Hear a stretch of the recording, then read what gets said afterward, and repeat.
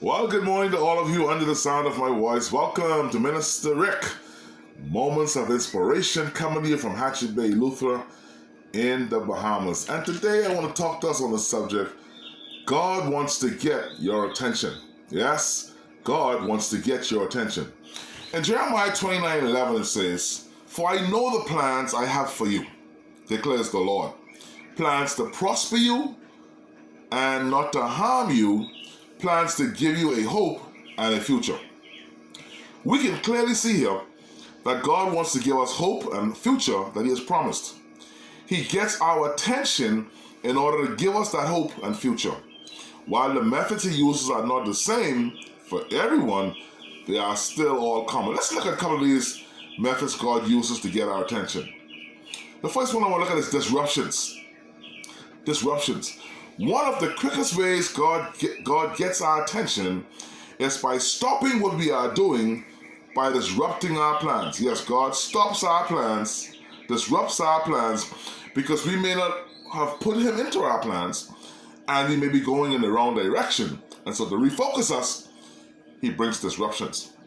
The second point is restlessness. Sometimes when God is waiting for us to do some stuff, we are restless. We can't sleep. We anxious because God wants to get our attention. Remember the book of Esther, with the story of Esther? The king was restless. He couldn't sleep because God wanted to get his attention. Sometimes God uses voices to get our attention. And God speaks through people who we don't expect to hear from. Remember Samuel, Eli? God used Eli to speak to Samuel 4 times before Samuel heard what God was saying. Maybe God is using somebody to speak to you today. Are you listening to them? God uses no to get our attention. Sometimes God says no to our prayers.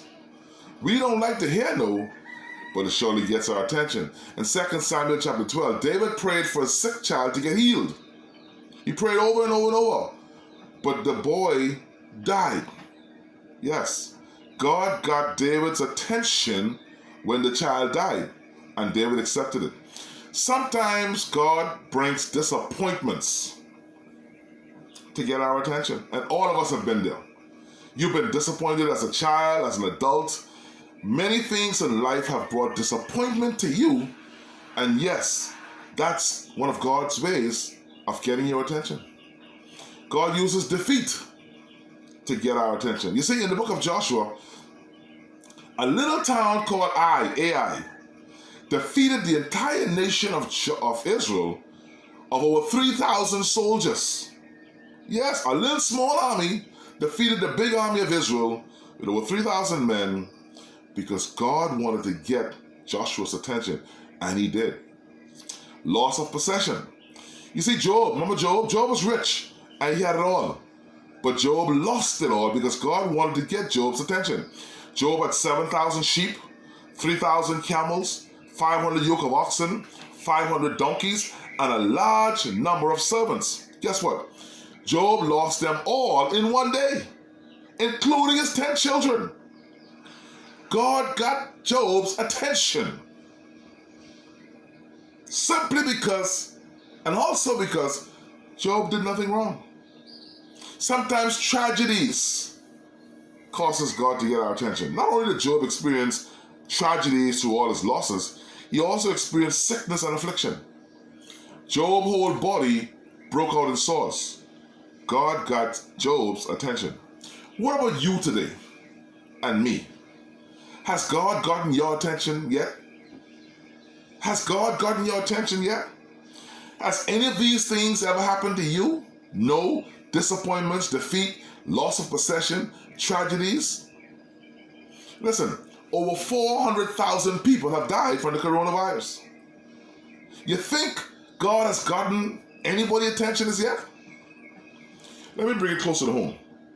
Today, Saturday, we are burying 3 people in my hometown today. There's 3 funerals in Hatchet Bay today. And there's 4 more funerals waiting to happen. You think God has gotten Hatchet Bay attention as yet?